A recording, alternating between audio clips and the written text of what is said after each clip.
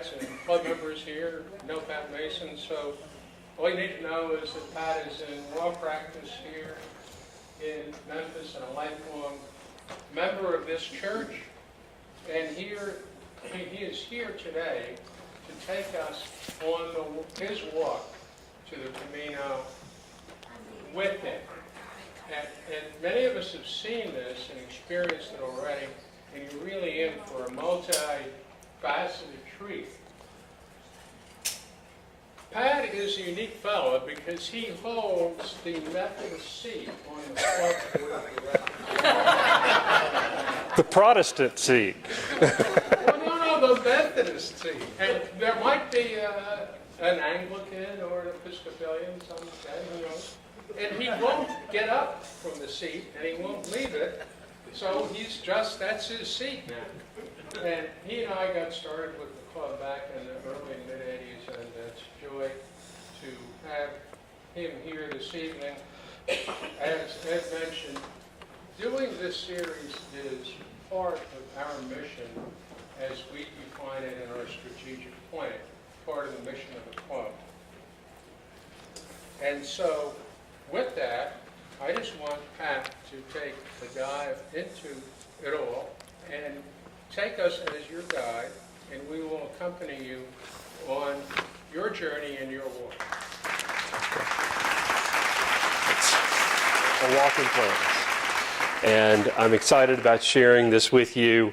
The Camino de Santiago is a very special place. But I want you to understand something. The star of this presentation tonight is not Pat Mason. And in fact, the star of this presentation tonight is not the Camino de Santiago. This presentation is about a walk with God for 39 days, 500 miles. It's about asking the question, who is this God that would do these things and walk with us? So tonight I invite you to walk with me, not from the standpoint of as if we were watching a Rick Steves documentary. You're not going to get that. You're going to get a very personal experience of what happens or what can happen on the Camino de Santiago. It is authentic. Everything I will tell you tonight is true. It is a spiritual pilgrimage that has impacted the lives of most all of the pilgrims that I walked with. And I want you to understand that tonight I'm going to make myself vulnerable to you. And I hope that doesn't make you uncomfortable, but to tell the whole story, I have to tell you that. And of course, I hate to say this, but it makes me think of an old comedian by the name of Louis Grizzard. How many of us remember Louis Grizzard? A few, some, lots. Well, Louis Grizzard told an old joke that I can't tell you tonight because we're in a chapel. And Louis Grizzard told a lot of those kind of jokes, but this joke that he told involved his grandfather's passing in a Baptist church in South Georgia. And the pastor that was preaching was suggesting that someone in the church testify, tell it all, brother. People who know this joke are probably smiling to themselves right now. Tell it all, brother. And so this parishioner came up and started telling his sins. He told one, and the preacher said, tell it all, brother. Tell it all. He told another, tell it all, brother. Get it out of your soul. And finally, he told the third sin, which I will not tell you what it was, but you can look it up on Google or YouTube. And the preacher looked at him and said, don't believe I'd have told that one, son. You may say to yourself, I'm not sure I would have told that story on myself, Pat, but I have to. I have to. The theme of tonight is really about the heart of the gospel, which I believe is hope. And how many of us have felt trapped or feel trapped now in some way? Or how many of us know someone who is trapped in their lives right now in some way? And do we believe that God can help untrap us? How would he do such a thing? And is it a miracle, just as Deacon Jeff talked about the miracles with the Malads last week when we talked about Lourdes and the visit to Lourdes. I want to start tonight, first of all, with a prayer before we go any further. Father, tonight we thank you for being here with us, for sitting next to us, for being in this room. Help us to understand what it means to you for us to walk with you. Help us to listen to the words you would have us hear tonight. Father, help us to listen to you, to live in the moment, to be your hands and feet. But Father, help us to know your will and walk with you and to learn how to trust you. And we ask all these things in the name of and in the spirit of and in the love of your Son, Jesus Christ. In the name of the Father, and the Son, and the Holy Spirit. Amen. The choir tonight started this program by singing a song called "O Love." And "O Love" is a beautiful anthem. It's a fairly new anthem written by a lady named Elaine Hagenberg. Elaine wrote the music. She took the lyrics from a man named George Matheson. George Matheson was a Scotsman who lived in the late 80s. He was born in 1842, died in 1906. In 1862, he was 20 years old, in college, and he was engaged to be married, and unfortunately he discovered that he was turning blind, and he did in fact become blind. And he had the misfortune, unfortunately, of his bride looked at him and said, "I don't want to be married to a blind man."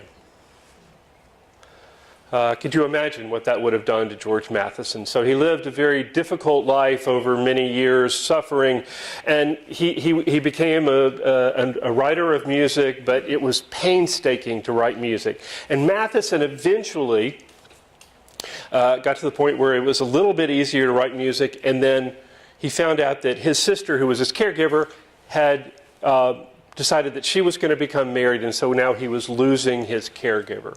And he felt like his world was collapsing upon him. And the night before his sister's marriage, he sat up in his room and he started to write a piece of music. And he said, unlike his other music, this music, the words and the lyric, came to him like he was taking dictation. The song was "O Love That Will Not Let Me Go." Beautiful lyrics. Elaine Hagenberg took that music, and that was the basis for our song tonight, "O Love." I want to start off tonight to explain the story of the Camino. You have to understand what the calling is. And I believe that every pilgrim, someone who walks the El Camino, has a story. And this story is about a man who was trapped in a 24/7 life. He laughed at the concept of trusting God when it came to providing for his family. It's a story about an overweight, 60-year-old, now 61-year-old, smart-ass lawyer from Memphis, Tennessee, with diabetes, 2 stents in his right coronary artery, sleep apnea, and asthma.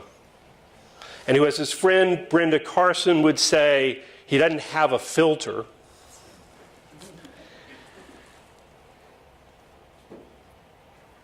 And he was called by God to travel 4,500 miles across the ocean, to walk 500 miles on a spiritual pilgrimage. To understand that, we have to start with what is this calling?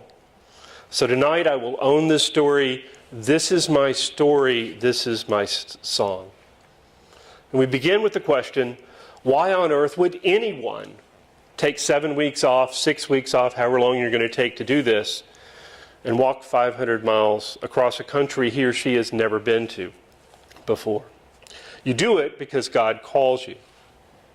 Again, I was trapped in a difficult second failed marriage. I confess that to you. I'm being vulnerable to you.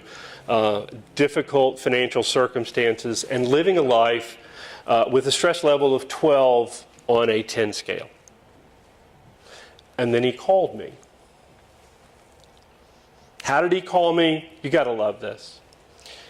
He sent me a movie, and you have to, those of you who know me know I'm a movie line kind of guy, and if you can't come up with a Mel Brooks line in a conversation, it's not really a conversation worth having, as far as I'm concerned. My preference are late 70s, early 80s comedies. It's just who I am. And I'll share with you, obviously, Blazing Saddles fits within that category. We can't really talk about much about Blazing Saddles tonight because it's inappropriate for the chapel here at Mullins United Methodist Church. But I will share with those of you, I saw Herman Jorgensen a minute ago. Herman was probably there with us in 1976 on the South Quad on the University of Notre Dame's campus, where they showed Blazing Saddles. They took the Rockney Memorial Building, put a huge sheet down, and showed the film, and then they put the speakers up in Pangbourne and Howard, and everybody listened and watched the totally politically incorrect movie by Mel Brooks called Blazing Saddles.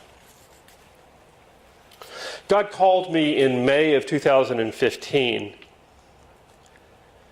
by sending me a movie. But first I'll share with you, I was in counseling, dealing with marital issues. And my counselor looked at me, assessing my depression, and he said, "Pat, have you had any suicidal thoughts?" I hadn't, but something must be really, really bad for your counselor to look at you and ask you that question. I mean, I've got some real issues here, if that's the case. I actually Googled the word depression and realized that meant it's some lack of hope. Depression is associated with lack of hope, and I felt like maybe there was hope here. So I started walking down that road. And within 2 weeks of that experience of thinking about hope, of thinking about depression, I watched a movie on HBO called The Way. How many of you have seen the movie The Way? Oh, a good number of people. For those of you who haven't, it is on Netflix, but do not, lawyers are full of disclaimers, do not watch this movie if you're not prepared to go walk 500 miles across Spain. I'm just saying. That week in May of 2015, I watched the movie The Way 4 times. The first time I said, wow. The second time, I could do that. Third time, I would really like to do that. And the fourth time was, I'm going to do that.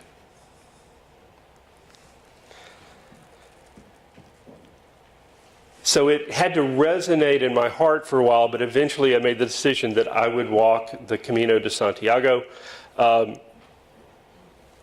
And so the commitment was made. Let me ask the obvious question next. What is the Camino de Santiago? The Camino de Santiago is a spiritual pilgrimage that people have been walking for over 1,000 years. There are many branches or pathways of the Camino, but they all end up in one place, and that is the cathedral in a town called Santiago de Compostela. Santiago de Compostela, we have a model of that. Mr. Bardos brought it today. You're welcome. It's over by the piano. It's a model of the cathedral there. It's a beautiful facility, but people from all over the world walk some pathway towards Santiago de Compostela. The most traditional branch, the one that Martin Sheen and Emilio Estevez walked in the movie The Way, is called the Camino Francois, or Frances, or however you pronounce that. It's 800 kilometers or 500 miles. And funny thing was, when I walked it this past summer, my friend from the class of 1975, Gene Podesta, and his wife Martha Podesta, were walking another branch of the Camino from Portugal at the same time. It was really strange. So we waved at each other from afar. You didn't know that, Brother Joel, did you? Where's Brother Joel? He's hiding back there. The starting point for the Camino de Santiago, for the traditional Camino Francois, is in a town called Saint-Jean-Pied-de-Port, which is only about 100 miles, a little less than 100 miles from Lourdes. So we have a bridge from last week to this week. We're only starting about 100 miles from where we ended last Monday night, talking about Lourdes. As I said, the journey is a spiritual journey walked by a pilgrim, or they refer to them in Spain, a peregrino or a peregrina. It's not a solo adventure. You can walk by yourself, but last year 301,000 people walked the El Camino. So if you're breaking that down into days, especially when you're walking in the summertime like I did, there might be 1,000 to 2,000 people walking the same path with you at the same time. I walked it in 39 days. And 4 of those days were 0 days, so I really walked 35 days, averaging some 14 to 15 miles per day when I was walking. Some people walk the Camino for adventure. Great. Check that off their list. Great. Some walk it for health reasons, some for historic reasons. But everyone who walks the Camino has a reason for walking the El Camino that's personal to them. Tonight we have with us my friend Tricia Aiken, who just drove back from North Carolina to be here tonight. And Tricia walked it in September, and I'm going to open the program when we get to questions for Tricia as well, to talk a little bit about her adventure when she went. It's a completely different circumstance for her as for me. So my Camino was strictly a spiritual experience. I told my church family when I left here, right before I left, that I was leaving for the Camino feeling very much like Martha in the kitchen. And I don't know if you've ever felt like that, but that's a spirit of resentment. There were people in my life who were able to sit in the lazy boy recliner like Mary did. And I wanted balance in my life, and I couldn't find balance in my life, and I needed it. And I was calling out to God, God, help me understand how to achieve balance. I sought God's guidance. I actually wrote down a list of questions to wrestle with God with as I walked on the Camino.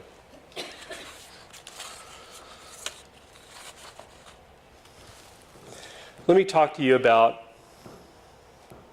once you decide to walk on the Camino, how do you prepare for it?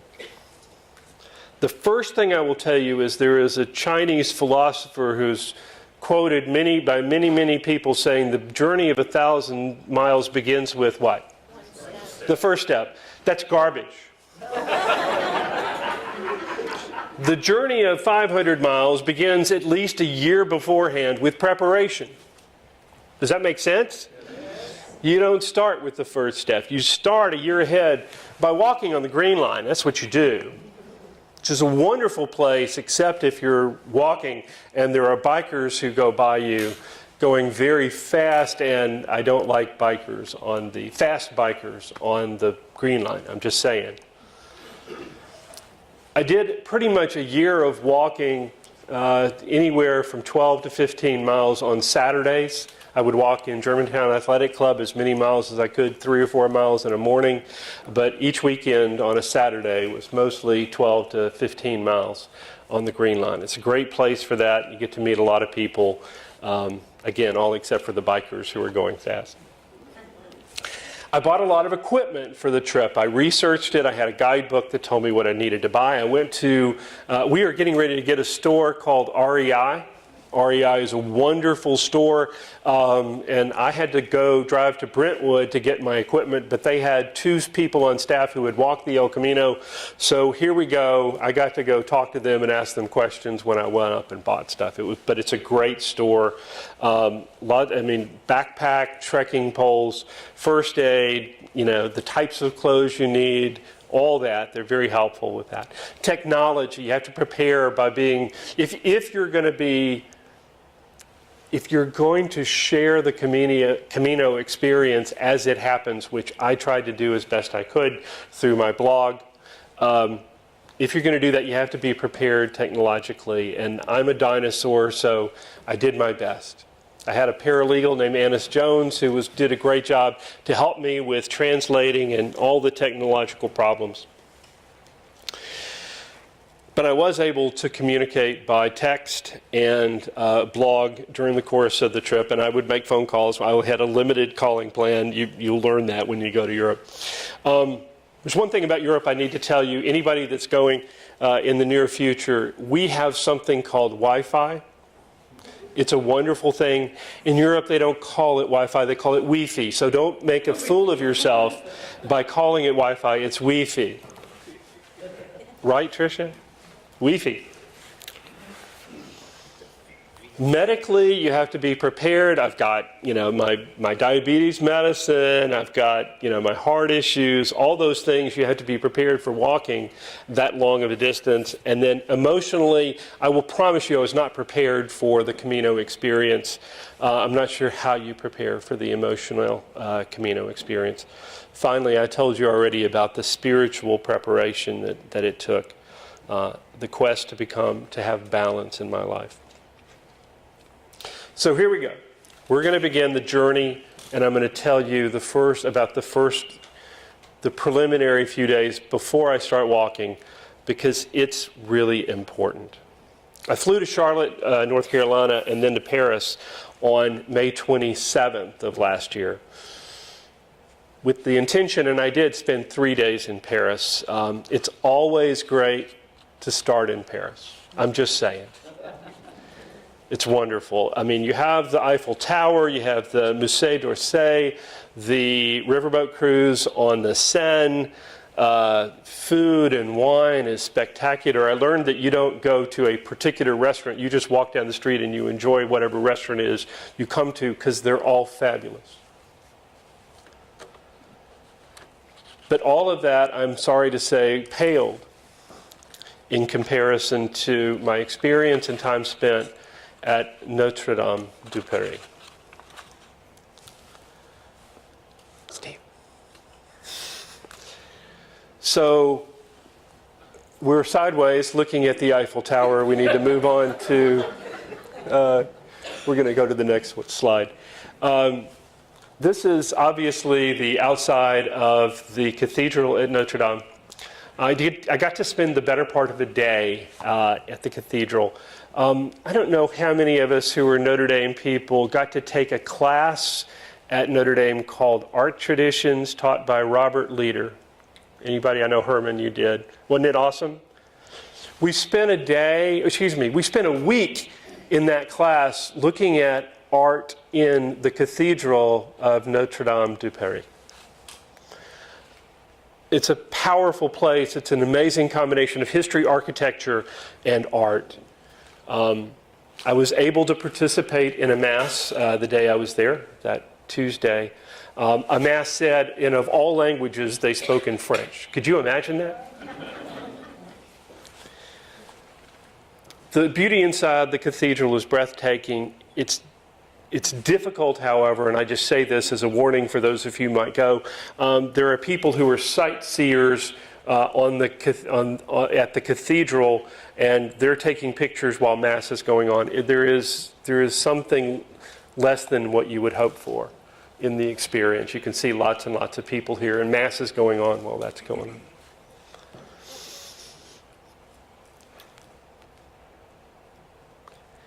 At the back of the cathedral, you can see where the altar area is up there. As you walk around behind there are many settings at the Cathedral of Notre Dame de Paris. And one of those settings has an artifact that is particularly powerful.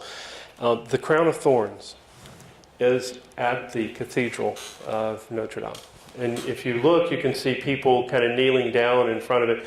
There is a ring, there is a tube where the crown of thorns is held. It's not out except for very infrequently, but there is a tube and it's illuminated.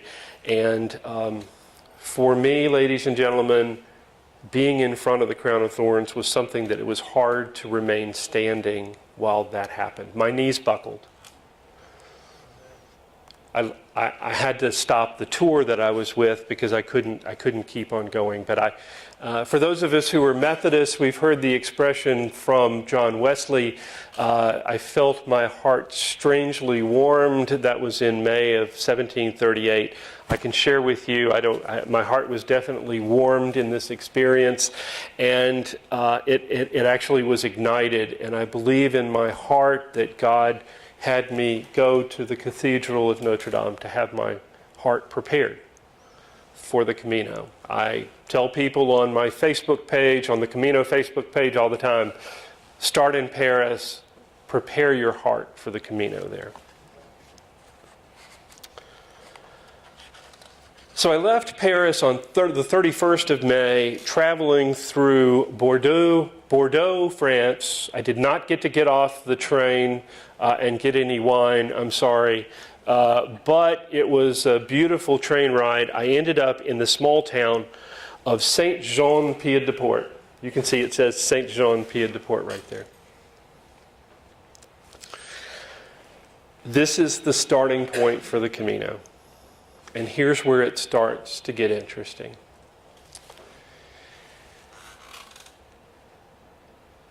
I got off the train, saw the board where all the hotels were. My hotel was not on that board. I had no idea where I was going, so I did the only thing I knew to do. I followed two Irish guys in front of me who headed straight for the first bar in Saint-Jean-Pied-de-Port. So the three of us ended up having a round or two. Can I say this, preacher? Is that okay? Yes. Okay. We look at things differently in the Methodist Church as opposed to Catholics.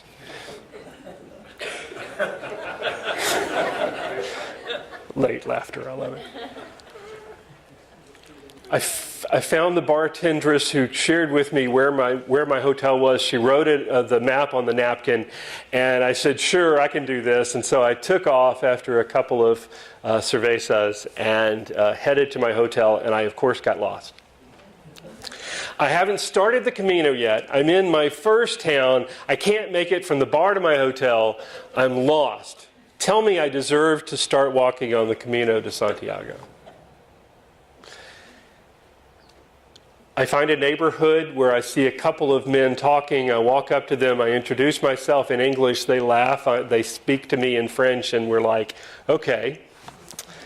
And I point to them the reservation for my hotel, and they start laughing. But then they say, okay. And they talk to me about where it was, and I can't understand what they're saying. So one of the men just points at his car and says, get in. He didn't say get in English. He just pointed at the car. So I got in his car and I laughed, and I'm like, this is not going well to start off. So he drives me to my hotel, and I'm like, can I pay you? I offer money. He said, no. I go to my hotel, I unpack, and it's time for a couple of more beers to relax because, ladies and gentlemen, I'm nervous. I'd never gotten nervous because there was something about this romance of walking 500 miles across a country. The adventure of it all was exciting, and I was excited. I was truly excited. And then I realized that I had to walk 500 miles. And I had all these things that could go wrong, and I had to walk 500 miles. So I came back after dinner, a relaxing dinner, ready for my last night before I start, settled down, and finally went to sleep. What happened next is why I have invited you to join me tonight. I woke up. It was still dark outside. I looked at my phone. It was 3:50 in the morning. Rolled over, ready to go back to sleep. I got 3, 4, 5 hours more sleep, all good. All of a sudden, I felt 6 words on my heart. Please understand, these are not my words. 6 words on my heart. The words were, you need to trust me more. You need to trust me more. Now, my first reaction was one of, okay, all right, you just woke me up. You got my attention. Now, please, these words were not audible, but they were as clear as if Brother Joel were sitting there telling me, Lord, make me an instrument of your peace. They were as clear as that. And so he says, you need to trust me more. And so after I just said, okay, you woke me up, I felt first anger. I've just flown 4,500 miles across the world to listen to you, to listen for your guidance, to be with me, to walk with me, to help me know what I'm supposed to do the rest of my life. And you're telling me I don't trust you enough. Now, honestly, I have to tell you that I realized pretty quickly I wasn't going to win that argument. But I started thinking about all the things that I was doing in my life that had nothing to do with trusting in God. I was the ant in the ant and the grasshopper fable. I was taking care of my family. I was there to make sure that I didn't have to lean on God. God had more important things to do than worry about me and my problems and taking care of my family and tuition and all those things. Maybe I was a bit pig-headed about all that. But I just wanted to do good things for my family. What's wrong with that?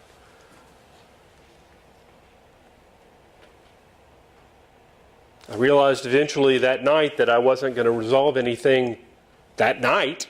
So I rolled over. I finally was able to go to sleep. But only after I Googled the term, the phrase, what does it mean to trust in God, and read a few articles about that. It's funny having an encyclopedia with you everywhere you go. I fell asleep about an hour later. The next morning, June the 1st, was the beginning of the Camino. Strangely enough, I found another Notre Dame cathedral. This is Notre Dame de Bout-de-Pont, right there in Saint-Jean-Pied-de-Port. And if you look in the far front left, there's a bank of candles. And yes, I went to go light a candle in prayer.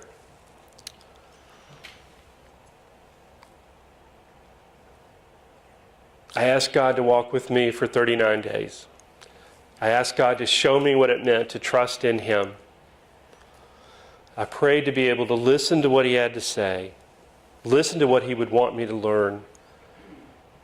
I prayed for God to help me live in the moment, not to worry about things back home, not to be worried about anything.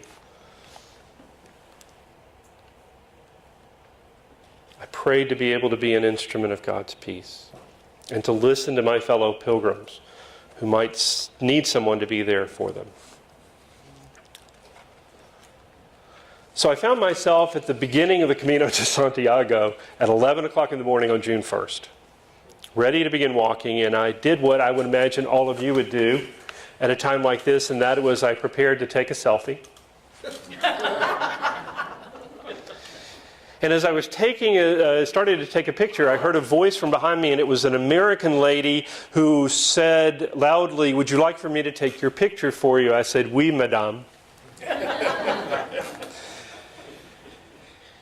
We introduced ourselves. Her name was Erin from Colorado Springs. She was 30 years of age. I'm 60, almost 60 at that point in time. And we began walking together. We took a picture of each other on the stone walkway as we walked down the Camino. And we were ready to begin the 500-mile journey together. We walked out of the city. That's your starting point. Okay? First step. We walked out of the city of St. John at a leisurely pace as if we had all day. And the reason for that was that we started at 11 because all we had to do was take about 5 miles to get to our place for that night. We were staying in a place called Orison, and I think, Tricia, you stayed in Orison. It's 5 miles, but it's like 12 to 15 degree angle walk up. It's a little bit of a challenge, but it's absolutely a beautiful walk. So we started walking, but what I want you to understand is a universal truth on the Camino is that You don't chit-chat on the Camino. You're there for a reason. You don't know how long you're going to spend walking with other people on the Camino. And so you get to know them, and you get to know their heart as quickly as you can. Erin had some real issues. I can't share them with you because I believe that's private, but she shared them with me. And it had to do with her family life and some dark aspects of that. We talked about her faith walk. I got to know her and understand her as best I could. I listened for God to give me the words to tell her, to give her comfort. Again, I wanted to listen, and I wanted to be an instrument of His peace. When I asked a question that made Erin uncomfortable, there's Erin sitting down looking out over the mountains.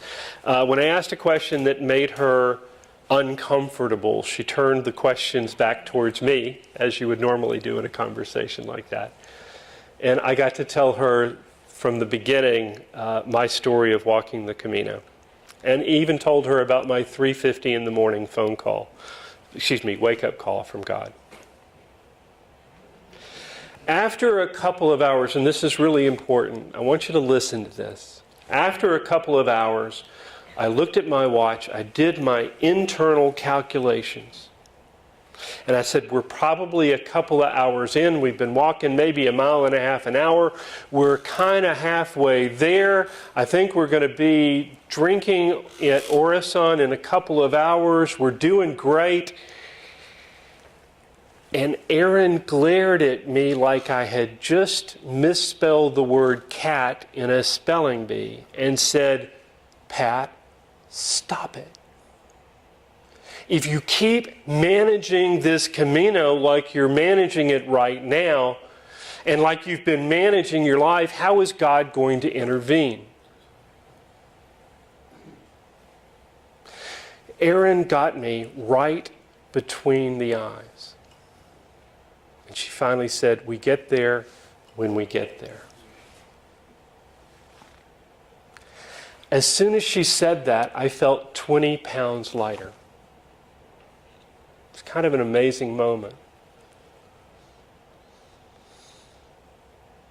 A few weeks after I was back from the Camino, I shared that story with my friend, and some of us who from Mullins know our friend Wayne Bradford. Wayne is used to be a powerful man in a powerful position. He was number 2 or 3 at International Paper. His wife, Scotty Bradford, was a pastor here for a while at Mullins. And Wayne looked at me when I told him that story, and he said, Pat, you know who she was, don't you?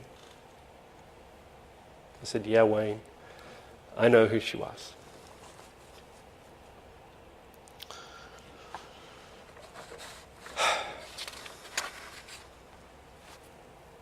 Erin and I kept walking up to Orison.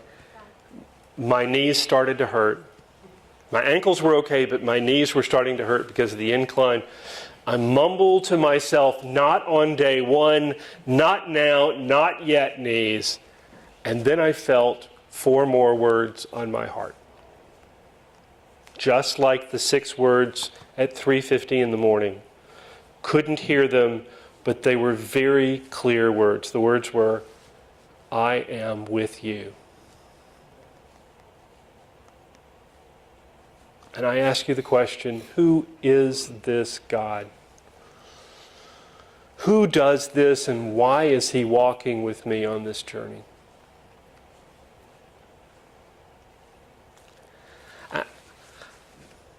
I don't know how to tell you that this is real other than to tell you this is real.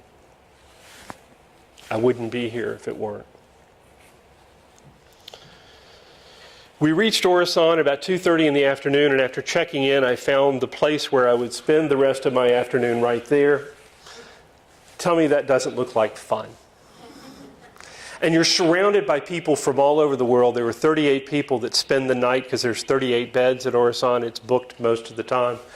And you sit on the deck and you look out below the Pyrenees Mountains. You're on the side of the Pyrenees Mountains. And you just drink.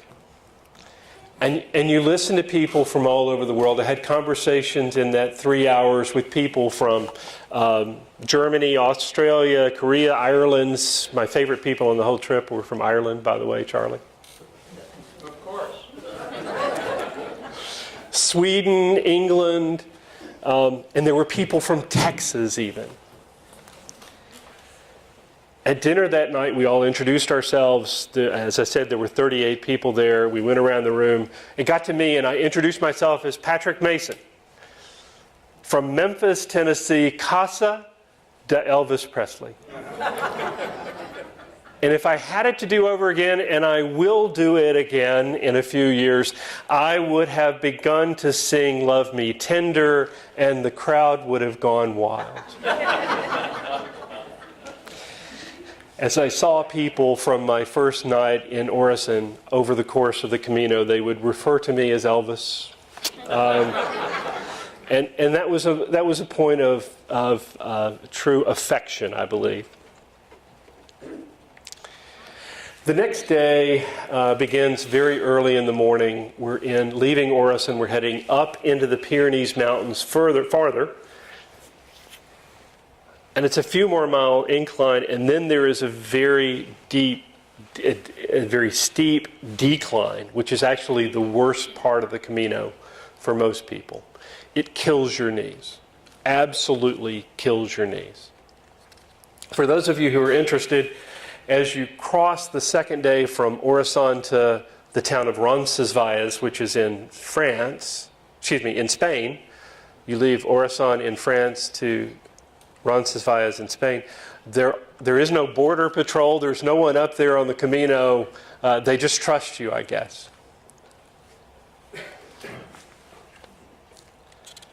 But that was the hardest part of the trip for me, walking down the steep decline. I fell twice, even with trekking poles. Made it to Roncesvalles by the hardest. I checked into my hotel, the Hotel Roncesvalles, and went straight to the bathtub. I rested for a few hours preparing for dinner on day 2. I posted on my blog about the journey. And then I sent a text to a friend of mine, Jim Forbes, telling him I wasn't sure I was going to be able to keep going. My knees were terrible. I was hoping that a night of rest would put me in a better place to keep going. And Jim texted back these words. He said, "Pat, stay in the place. Nothing else matters. Walk on."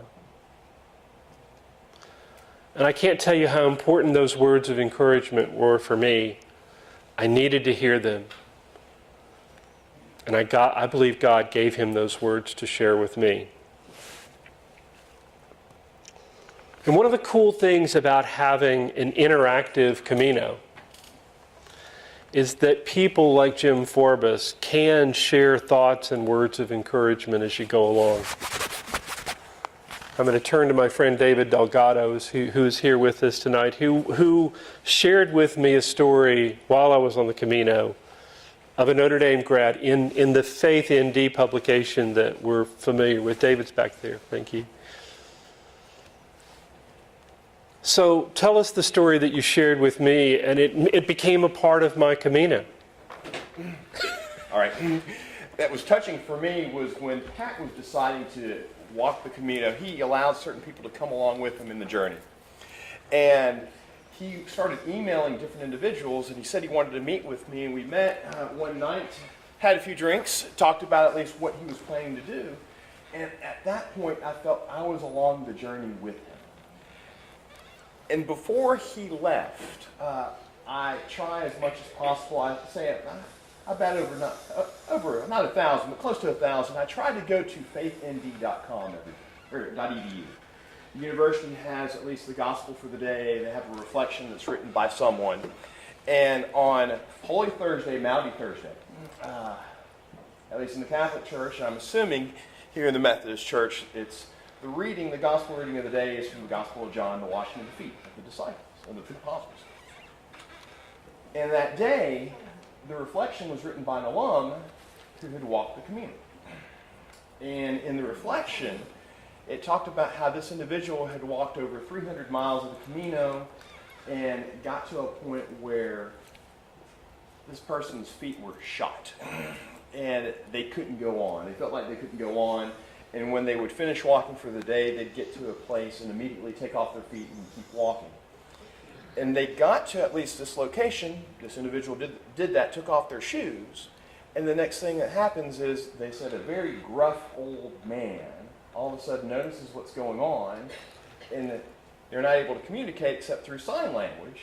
And the individual pretty much tells this person to come here, I'm going to do something with your feet. So at that point, the individual starts caring for this person's feet. Some medicine wraps them up.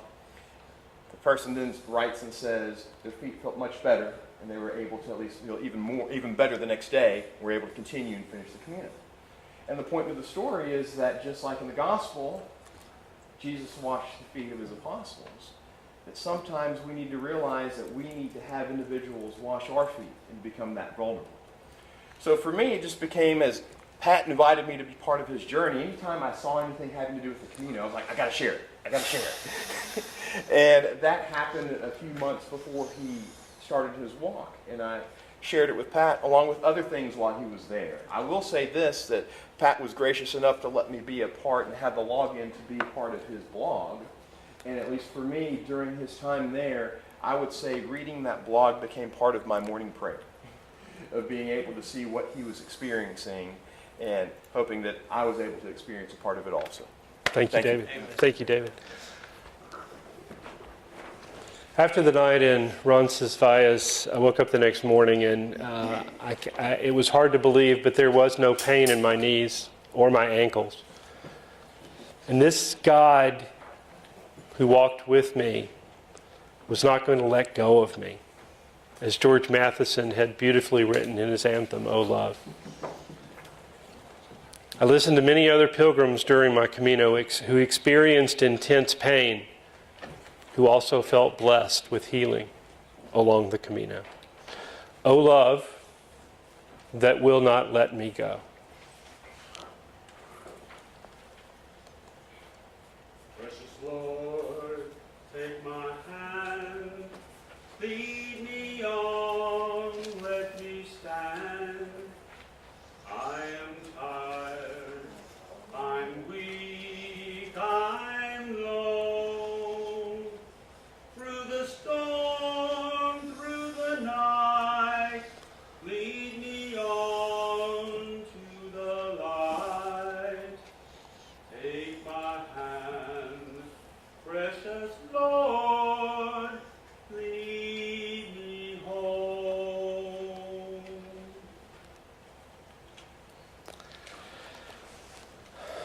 I will share with you that the next 37 days, I'm not going to go through each day by day.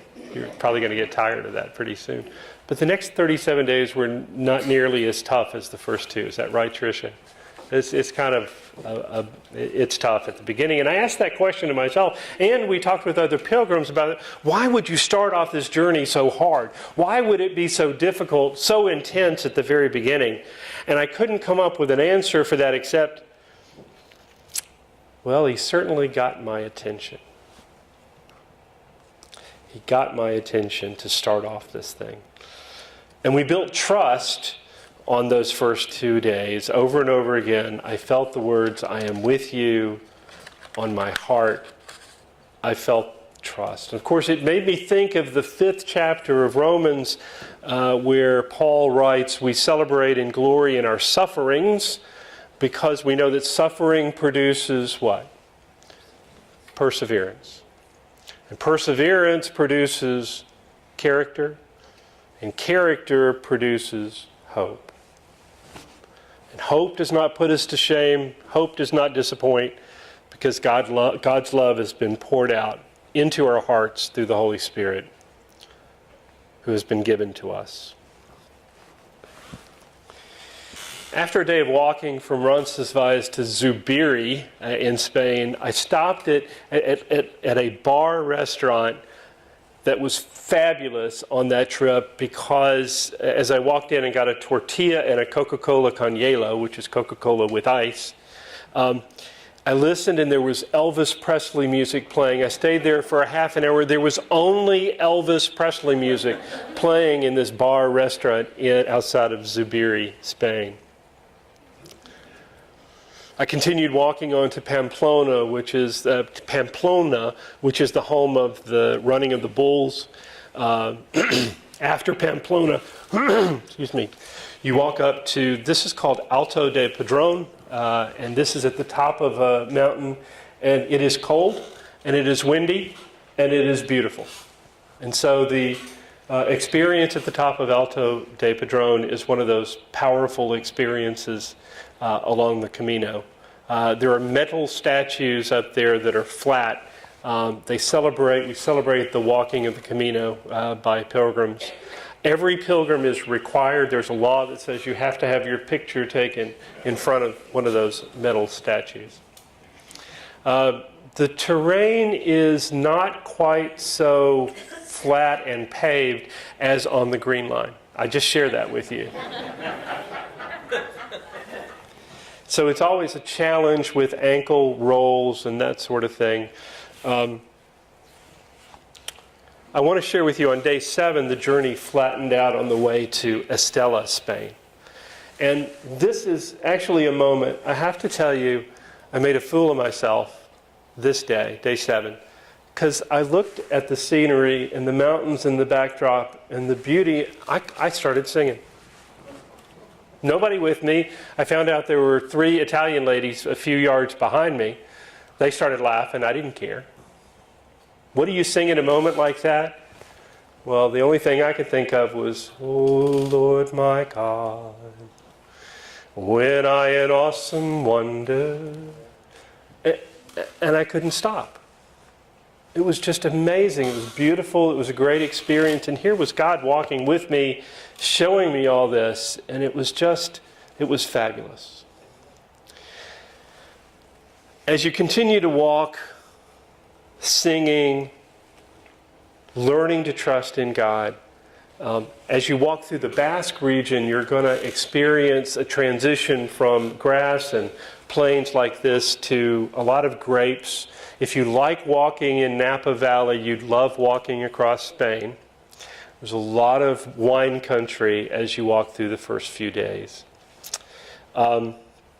Here's a field of grapes that we walk through, and as you walk through this area, you're starting to get flatter and flatter and drier and drier. The temperatures in the afternoons would get into the mid-90s, and so it became challenging and much more important to walk more in the morning. So get up earlier, try to get the 15 miles in before 1 o'clock or so. That became a significant part of the Camino. On day 12 of my walk, on the way to Santiago de Santo Domingo, which is the city of St. Dominic, can you go back? Oh, sorry. It was clear that I was not in control of my walk. I started to ask God the question, how? How is life supposed to look like when I'm trusting in you? I have all these issues, debt issues, marital issues. How do we get into a place of trust? And I remembered what my friend Jim said, Pat, stay in the place, nothing else matters. I stopped worrying about the future. He was encouraging me, my friend Jim was encouraging me to live in the moment.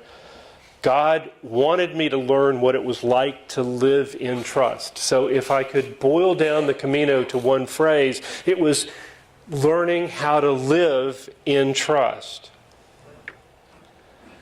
And I even had a priest from Ontario named Father Gerald, who was a wonderful man, and I started to tell him what I was going through. He said, Pat, don't try to figure this out.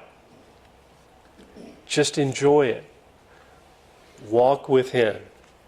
It's not a puzzle. Just live in the moment. And then I'll be honest with you, it hit me. Those of you who have been in my Sunday school class for many years remember maybe back to a time in which we studied a book on Martin Luther. Martin Luther said sin is not trusting in God. Sin is not trusting in God.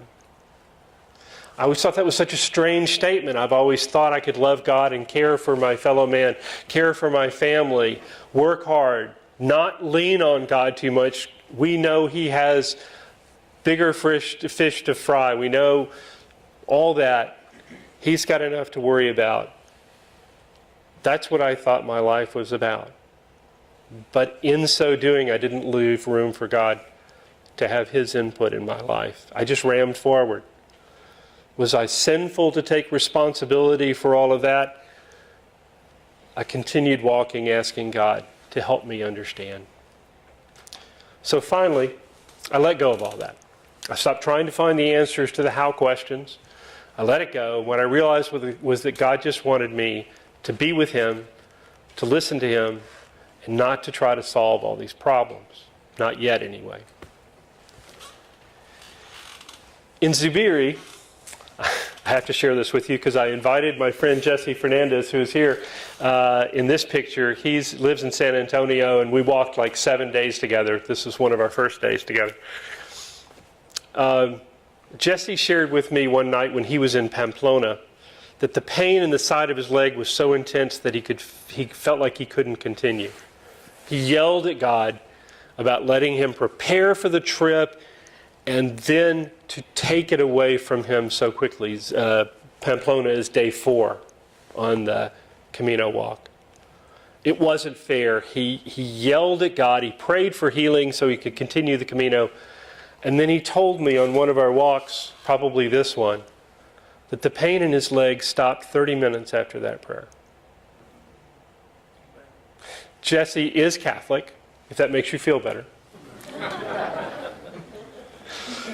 He's a great guy. He wanted to be here, but he had a conflict. Couldn't make it.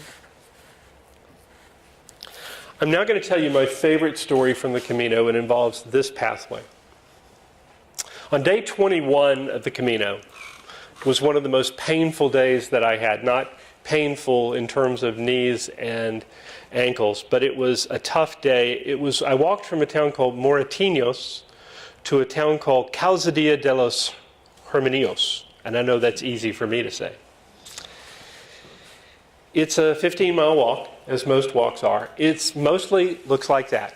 Does that look familiar, Tricia? The day was pretty easy in the morning, but at about 11 o'clock that morning, I was in the last city before the stop, and I had 6-7 miles to go before Calzadilla. It was 92, 93 degrees, and I had to choose, was I going to walk it or was I going to cheat and cab it? And yes, people have to cab sometimes. There were no cities the rest of the way, no stopping places, no oasis, just flat, dry land and heat. I filled up my water bottles. I had 2 750 milliliter bottles, so 1.5 liters. Cold water when I left. In about an hour and a half, the water was hot. I was about 4 or 5 miles along the way. I have no idea. I was just walking. Walking along, and I'm thirsty. And I'm getting a little nervous. I mean, God's with me. Okay, we got this. But I'm nervous, and I'm thirsty, and I'm nervous. There are no pilgrims in front of me. There are no pilgrims behind me. It's probably 1:30 in the afternoon, the high point of the heat for the day. That's about what it looked like. What do I do now? I walk along, and all of a sudden I look up, and there is a house to the right side of the road. That's interesting. I hadn't seen a house. All I'd seen is this. And there's a house. And there is a sound as the door opens, and someone come out of the door, get into a car, and drive up their driveway, and they park right in front of me as I'm starting to walk past their driveway. And it's an old Spanish guy. He looks like he's in his mid-80s. And in the passenger seat next to him is an old Spanish lady, probably his wife, in her mid-80s. And they're driving a clown car Fiat. Okay? The smallest car I think I'd ever seen in my life. And he looks at me, and I know I'm sweating like crazy and probably red-faced and whatever. He looks at me and he says the following. Well, first of all, he rolls down his Fiat window, and he looks at me and he says,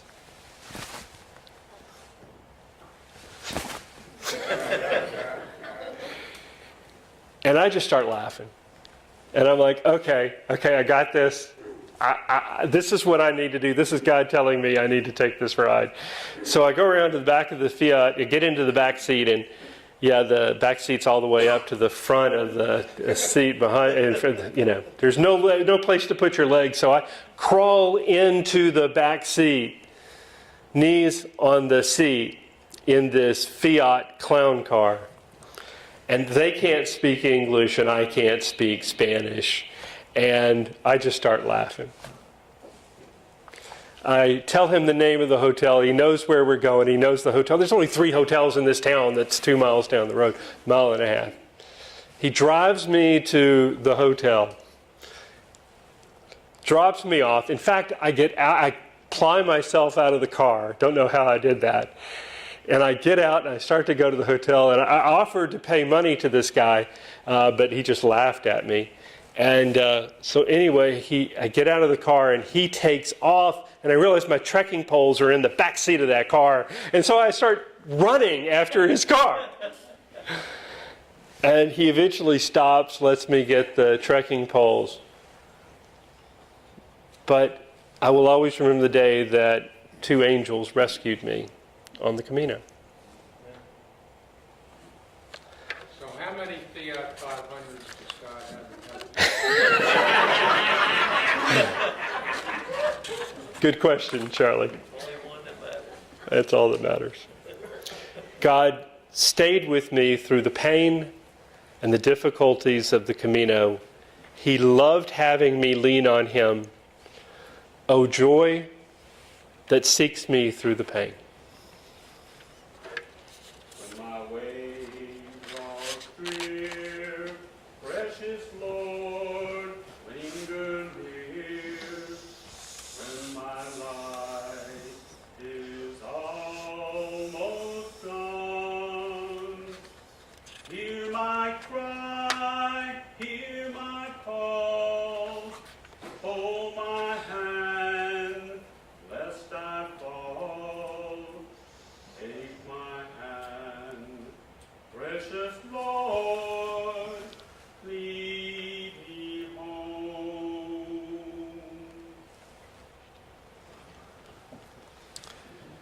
I'm going to talk about rest. And resting on the Camino is pretty wonderful. It wasn't all painful. It's beautiful sometimes, and there are people from Spain, there are people from all over the world caring about you. Jesse and I met a nun on the trip, and who described the Camino as God's vision for how we are to live. To live simply, to care for each other without worry, and continuously moving forward. There's lots of fun, food and beverages, along with chapels, basilicas, and cathedrals to enjoy. The restful moments were incredible, especially when celebrated with other pilgrims. On day 29, you're going to love this. I had a short walk from the town of Molina Seca to Ponferrada. And when I got to Ponferrada, only about a 5-mile walk, it was a very short day. And I walked into Ponferrada, I saw this. This is the castle of the Knights of Templar. It was cool. And I'm telling you, I felt like a kid in a candy store to be able to walk around this. Part of this castle was 600-700 years old. Part of it was 15 to 1800 years old. Parts of it looked like you were in a Harry Potter movie, but it was beautiful. It was gorgeous. It was fun. I will confess that I spent most of the afternoon visiting the castle, occasionally quoting lines from Monty Python's Holy Grail. It's just who I am. I'm sorry, you can't take that out of me. I rested with people. There were so many wonderful people all along the way. I told you about my friend Aaron, my friend Jesse. I spent a day walking with a lady named Julia from Milan, Italy. And Julia had just gone through a divorce, and I was going through a divorce. And I asked her about the concept of alimony. How did alimony work out for you? And she said, alimony, what is this thing you call alimony? If you could imagine Italian men not including the concept of alimony in the legal separation of divorce. I spent a day walking with a lady named Sinead from Galway, Ireland, and just a delightful person. One of my true regrets on the Camino is I didn't get her phone number or email address. Lots of friends from all over the world that I will have forever. I rest on the Camino with people. There were so many people I met along the way, but I never got to know their names. I want to tell you about this picture, and it's kind of a selfie. A shadow picture is a selfie. Does that count? Okay. So I'm leaving a town called Bellarado. And Bellarado at 7 o'clock in the morning is beautiful. It was mid-50s when I walked out in the morning. The roosters were crowing, the birds were singing. It was just gorgeous. And I remembered stopping to take this picture. And it just got me. And I turned around and I heard the sound of some pilgrim walking up behind me, and it was a man who was a few years older than I was. He looked Italian. He obviously couldn't speak English except poco. And he looked at me, and he looked up in the sky, and he put both of his hands in the air, and he said, Camino, good.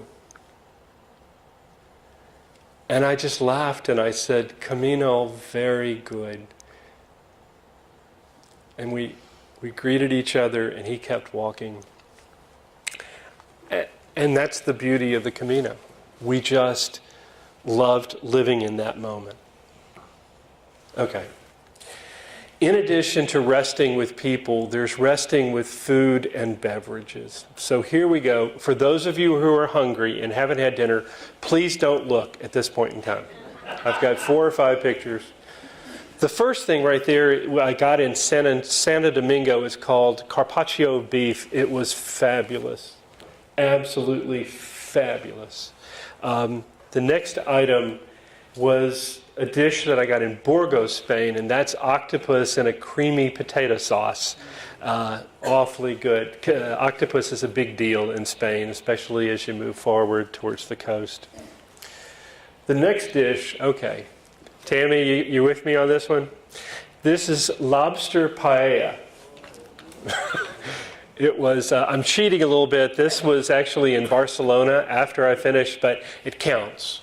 And it was my second favorite meal of the Camino. I'll tell you the first in just a minute. The next is, that, my friend, is called white chocolate soup.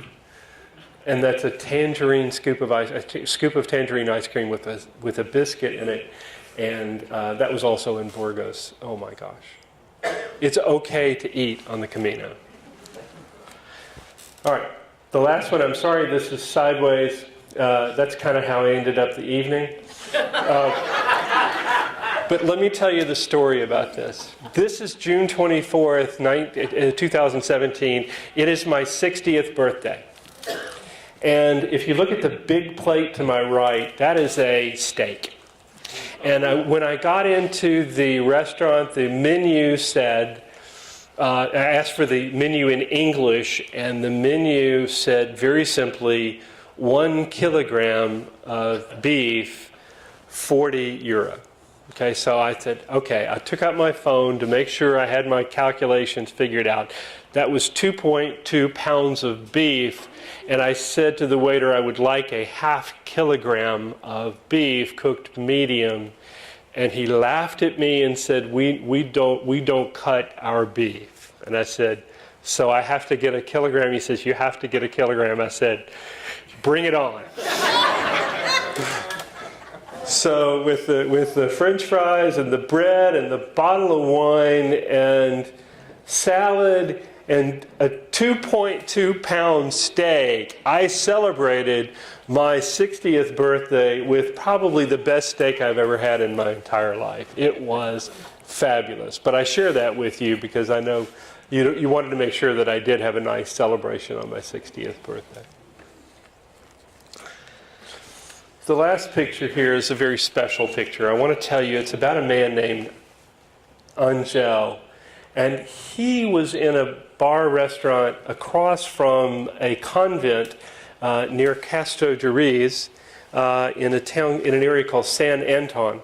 And Jesse and I walked in that day, and he introduced himself to us. He's obviously Spanish, and found out we were both from America. And he said, "My job today is for you to leave here with a smile on your face."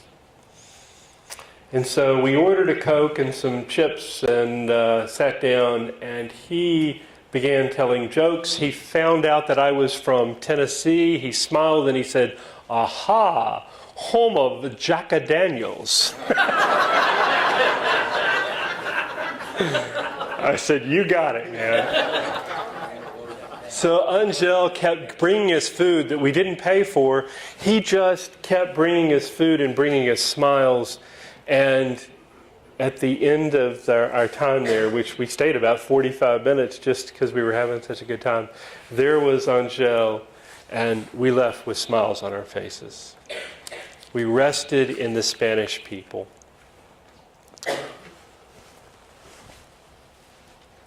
The next picture is special for me, and I'll tell you what happened.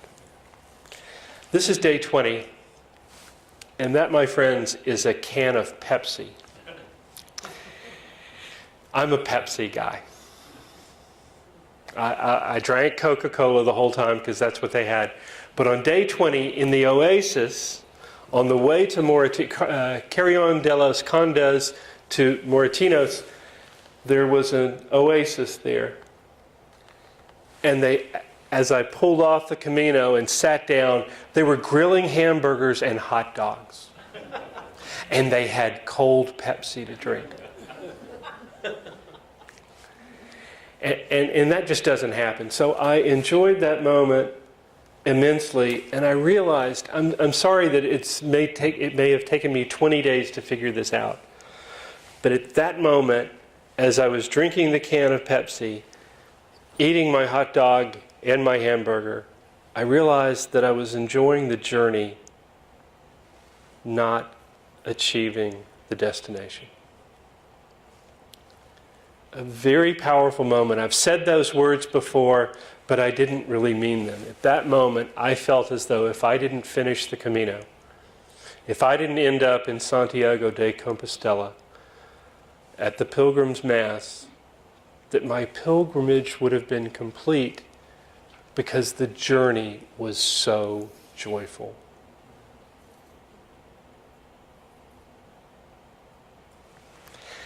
It meant a lot to me.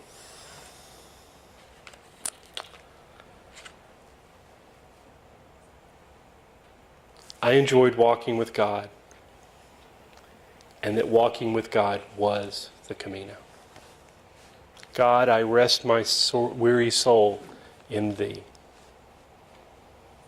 When the darkness appears and the night draws near, and the day is past and gone, at the river I stand, guide my feet, hold my hand, take my hand, precious Lord, lead me home.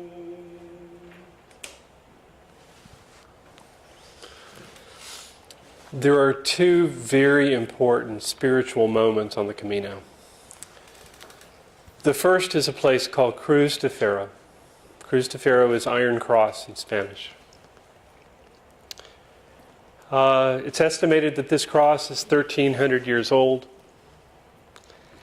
Pilgrims are encouraged to bring a rock from their home place, a rock of significance, a meaningful rock, to leave at the base of Cruz de Ferro. You can see the cross, the wooden pole. You walk up to the base of that wooden pole. There's a lot of history of people leaving rocks, and there's that big mound in front of Cruz de Ferro. My rock came from St. Mary's Lake behind the grotto at the University of Notre Dame. I stole that. Actually, I had a friend of mine steal that rock. But it's an important story to tell you that it came from that place. And so, on June 28th, my day of visiting the Cruz de Ferro, I knew what was going to happen. I will always remember that experience. I walked about 4 miles from where I was staying to the Cruz de Ferro. I remembered feeling, and this is really strange, but I remembered feeling my friends and family walking with me. And this is the place where you go and you make your commitment, your statement, your relinquishment of weights and burdens. There was like this crescendo that was taking place as I walked up to Cruz de Ferro.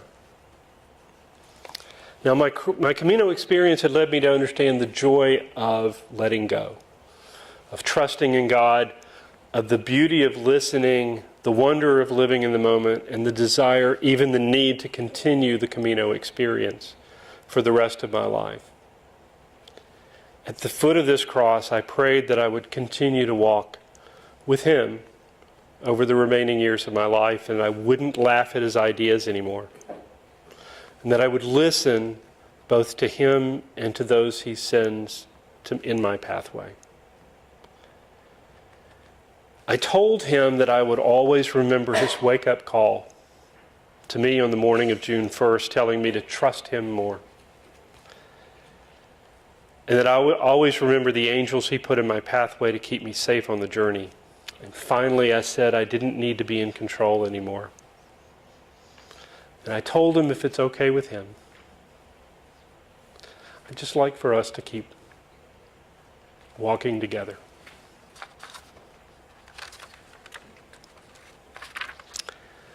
And then I sang to Him.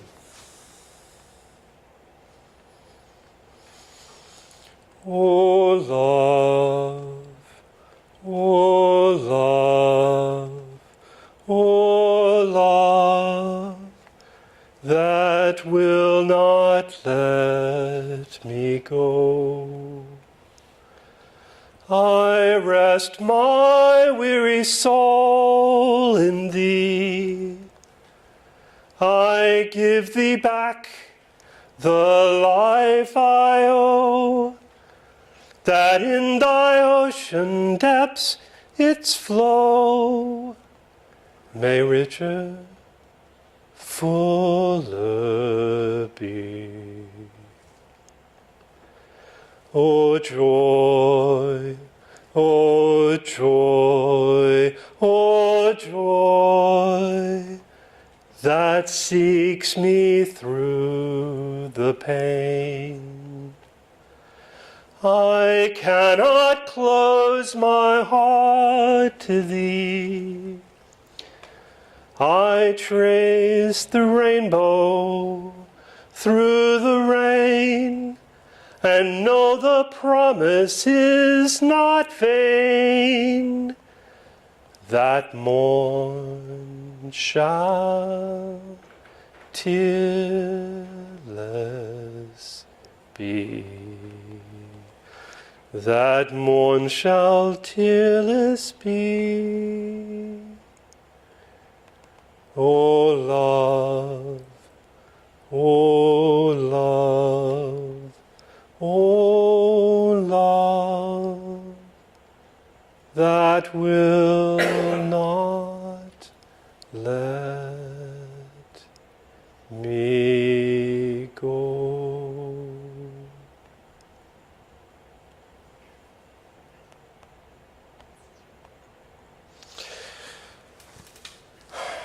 Here I am sideways again. But this time I'm in the Camino de Santiago. The Santiago de Compostela Cathedral. Hope means everything. As I said earlier, I believe it's the heart of the gospel. It allows us to experience joy even in the sufferings. One thing I learned about myself on the journey, that I experience true joy when God's light shines through me. And when any of us allows God's light to shine through us, we become an example for God and bring joy to God, to those around us and to us. Tonight and each and every time I get to share this story, I feel the joy of God's light shining through me. It keeps me smiling. I know that He wants me to listen to Him, to listen to others, and to the world around me. And I know that He wants me to trust Him more. I know that.